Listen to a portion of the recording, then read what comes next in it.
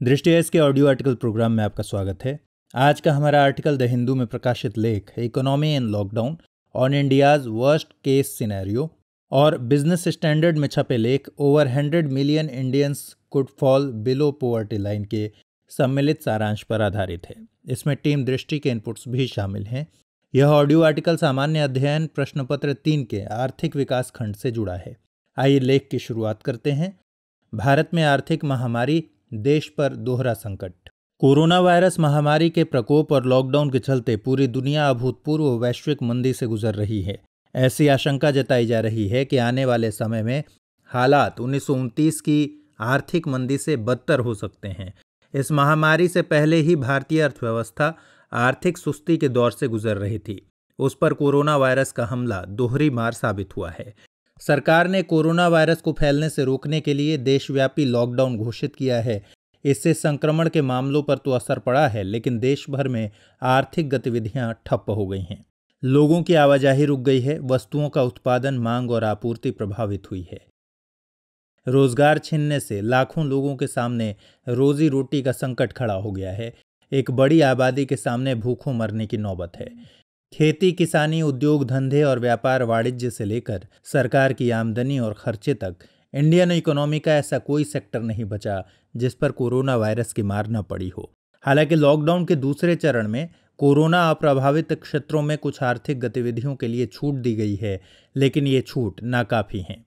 आगे लॉकडाउन बढ़ाने या पाबंदियां जारी रहने की संभावना है। ऐसे में अर्थव्यवस्था को पटरी पर लाने में काफी लंबा वक्त लग सकता है। देश में भीषण आर्थिक संकट एक महामारी के तौर पर दस्तक दे चुका है, तो आगे हालातों के और बिगड़ने की आशंका है। इन्हीं चिंताओं के बीच आइए पड़ताल करते हैं भारत में आर्थिक महामारी और उससे जुड़े अहम पहलुओं की। बात करते हैं अर्थव्यवस्था के सामने मौजूद बड़ी चुनौतियों की, साथ ही समझते हैं कि इंडियन इकोनॉमी को रिस्टोर करने के लिए किस तरह की कोशिशों की जरूरत है। आइए सबसे पहले भारत में आर्थिक महामारी को आंकड़ों की जुबानी समझते हैं। इकोनॉमिक पैंडेमिक यानी आर्थिक महामारी की बात करें तो यह इकोनॉमी का कोई टेक्निकल टर्म नहीं है, बल्कि भीषण आर्थिक संकट या आर्थिक आपदा के लिए आम बोलचाल की भाषा में इस्तेमाल होने वाला शब्द मात्र है। कोरोना वायरस महामारी ने जहां देश के स्वास्थ्य के लिए संकट खड़ा किया है, वहीं इस महामारी को रोकने के लिए की जा रही कवायदों से अर्थव्यवस्था के सामने ऐसी आर्थिक आपदा की स्थिति पैदा हो गई है जिससे उबरने में सालों साल लग सकते हैं। देश के सामने दोहरा संकट है, एक लोगों को बीमारी से बचाने का और दूसरा लोगों के सामने खड़े हुए रोजी रोटी का संकट, वह अर्थव्यवस्था के हर क्षेत्र में पड़ी मार। इस संकट की तस्दीक विभिन्न संस्थाओं, संगठनों द्वारा जारी आंकड़े कर रहे हैं। आशंका जताई जा रही है कि महामारी की मार से भारतीय अर्थव्यवस्था गिरकर माइनस में जा सकती है। CII यानी भारतीय उद्योग परिसंघ ने अपने हालिया अनुमान में कहा है कि 2020-21 में भारत की GDP ग्रोथ -0.9% रह सकती है। इस संगठन के मुताबिक अगर हालात सुधरे भी तो यह आंकड़ा 1.5% के आसपास ही रहेगा। ऐसे ही रेटिंग एजेंसी फिंच रेटिंग्स ने अपने वैश्विक आर्थिक आउटलुक में कहा है कि भारत के GDP की ग्रोथ रेट इस वित्तीय वर्ष के दौरान 0.8% तक रह जाएगी। वर्ल्ड बैंक ने अपनी रिपोर्ट में कहा है कि 2020-21 में GDP की ग्रोथ रेट में भारी गिरावट आएगी और यह घटकर 1.5 से 2.8% के बीच रह जाएगी। वहीं IMF का मानना है कि ग्रोथ रेट 1.9% तक रह सकती है। ऐसे ही अंतर्राष्ट्रीय श्रम संगठन की एक रिपोर्ट के मुताबिक कोविड-19 के असर से भारत में असंगठित क्षेत्र में काम करने वाले लगभग 40 करोड़ कामगार प्रभावित होंगे और गरीबी रेखा से नीचे चले जाएंगे। खासकर भारत के ग्रामीण इलाकों में यह गरीबी ज़्यादा असर करने वाली है। अनुमान यह भी है कि इस साल दुनिया भर में करीब 19.5 करोड़ लोगों को अपनी फुल टाइम जॉब से हाथ धोना पड़ेगा। यूनाइटेड नेशंस यूनिवर्सिटी के शोधकर्ताओं के हालिया अध्ययन के मुताबिक भारत के 104 मिलियन लोग वर्ल्ड बैंक द्वारा निर्धारित गरीबी रेखा से नीचे जा सकते हैं।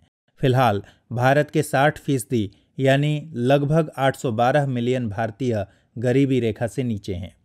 ऐसे में यह इजाफा भारत के लिए मुश्किल स्थिति होगी। गौरतलब है कि वर्ल्ड बैंक ने लोअर मिडिल इनकम कंट्रीज के लिए गरीबी रेखा, बुनियादी ज़रूरतों जैसे न्यूनतम पोषण, कपड़े और शेल्टर के लिए $3.2 प्रतिदिन खर्च तय किया है। संयुक्त राष्ट्र के विश्व खाद्य कार्यक्रम ने आगाह किया है कि मौजूदा वर्ष में गंभीर खाद्य असुरक्षा का सामना करने वाले लोगों की तादाद लगभग दोगुनी हो सकती है। इससे दुनिया भर में बड़ी आबादी को भूखमरी का सामना करना पड़ सकता है। भारत ग्लोबल हंगर इंडेक्स में पहले से ही निचले पायदान वाले देशों में शामिल है। ऐसे में रोजगार छिनने से भूखमरी के हालात बेहद भयावह हो सकते हैं। अब सवाल है कि भारतीय अर्थव्यवस्था के सबसे ज्यादा प्रभावित क्षेत्र कौन कौन से हैं। इस महामारी की वजह से देश में मांग और आपूर्ति का तालमेल बिगड़ गया है। खाद्य सामग्री और अन्य जरूरी सामान की मांग में आई गिरावट यह दिखाती है कि देश के आम आदमी के खर्च करने की क्षमता कम हुई है। आमतौर पर आर्थिक गतिविधि का चक्र प्रोडक्शन से शुरू होता है। प्रोडक्शन करने वाले लोगों को वेतन मिलता है, उन पैसों से वह बाजार से माल खरीदता है। बाजार में अन्य आर्थिक गतिविधियां जोर पकड़ती हैं और माल के बिकने से मिली पूंजी को उद्यमी फिर से निवेश करता है।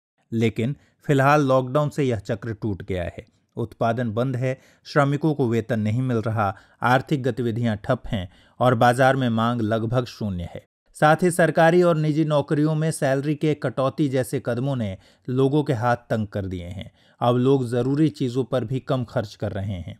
देश की आबादी का एक बड़ा हिस्सा दिहाड़ी मजदूरी यानी रोज कमाने खाने पर निर्भर है।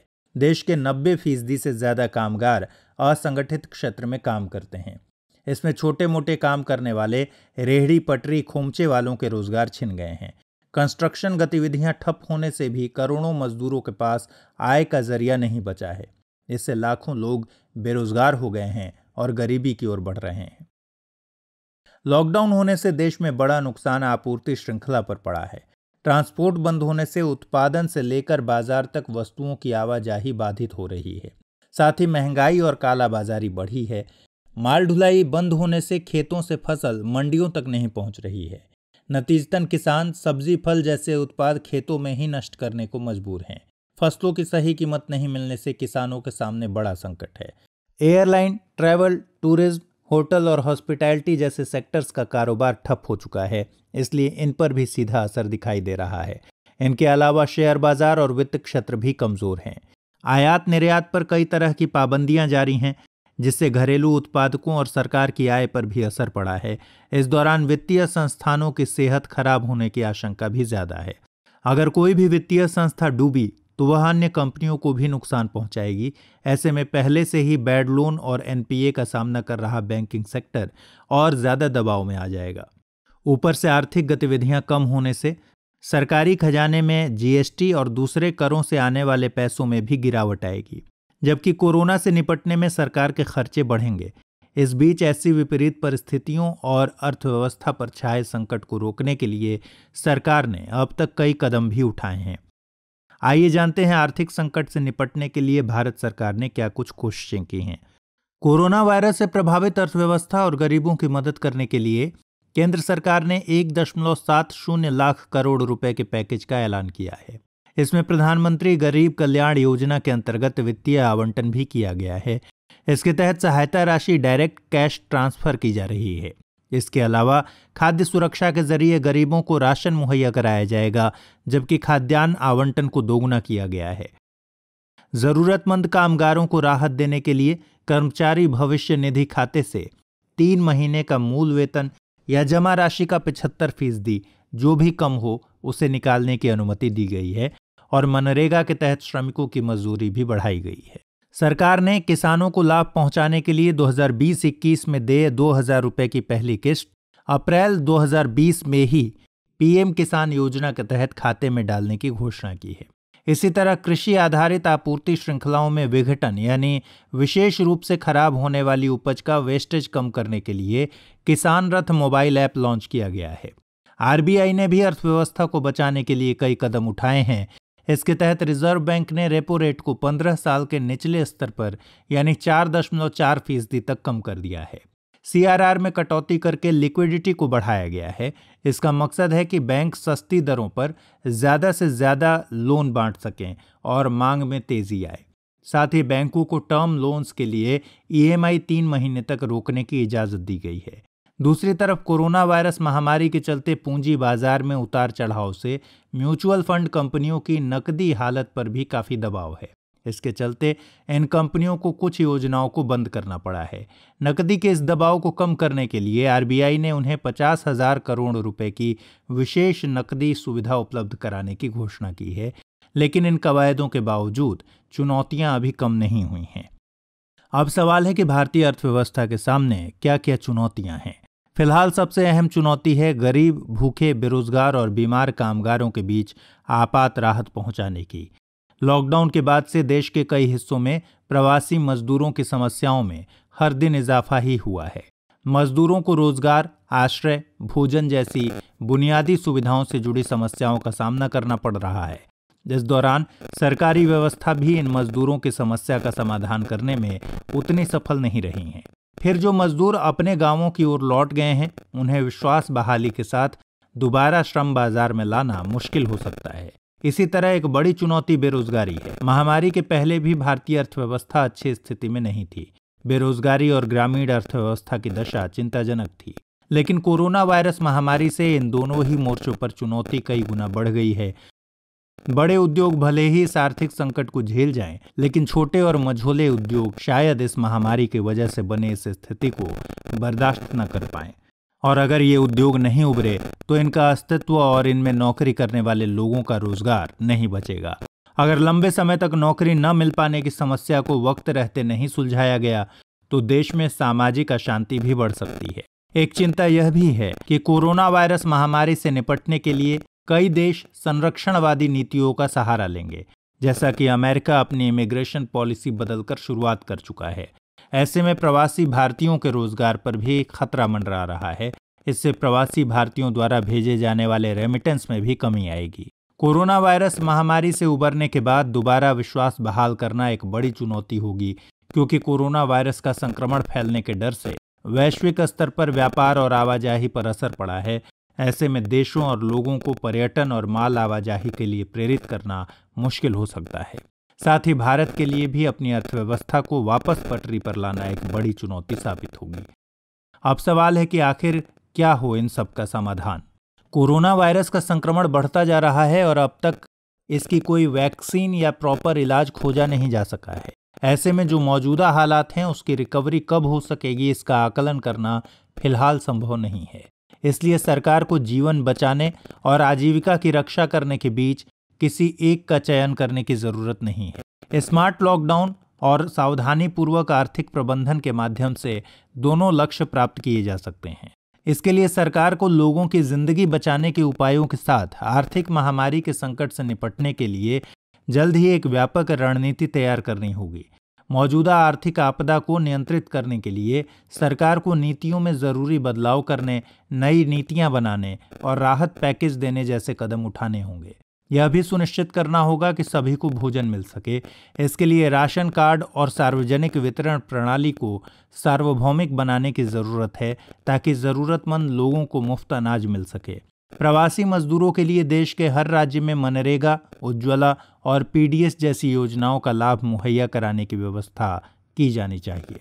गरीबी और बेरोजगारी को नियंत्रित करने के लिए खास तौर से स्थानीय स्तर पर अस्थायी रोजगार कार्यक्रमों पर ध्यान केंद्रित करना होगा। इसमें मनरेगा के तहत रोजगार मुहैया कराने में तेजी लाई जा सकती है।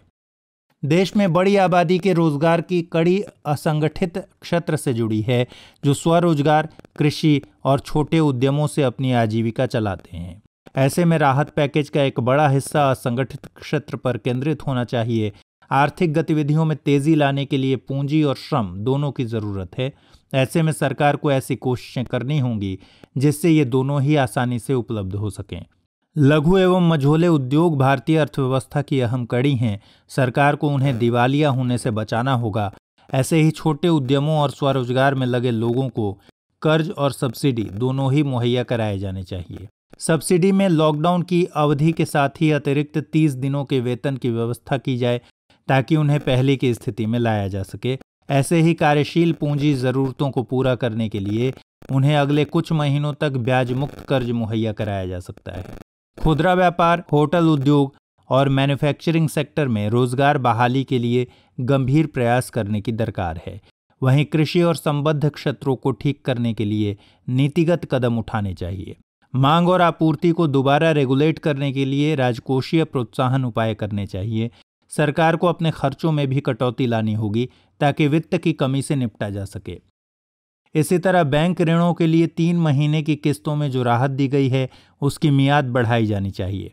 साथ ही सभी लोगों और उद्यमों को इसके दायरे में लाना होगा।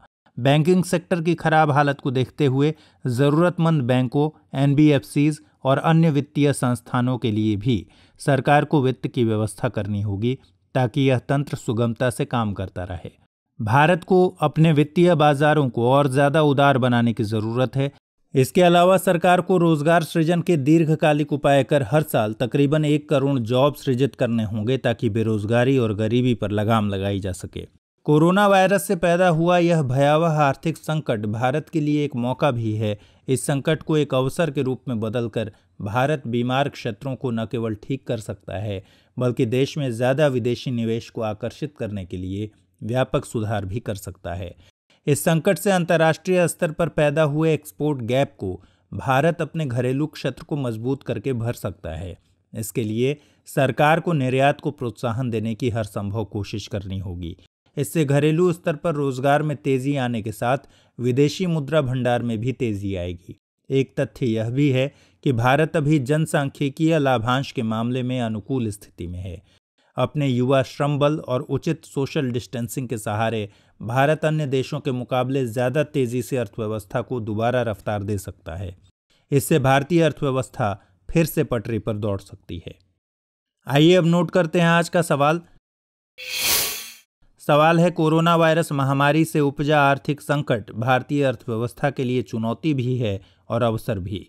इस कथन के आलोक में भारतीय अर्थव्यवस्था को आर्थिक संकट से उबारने के लिए अभिनव उपाय सुझाइए।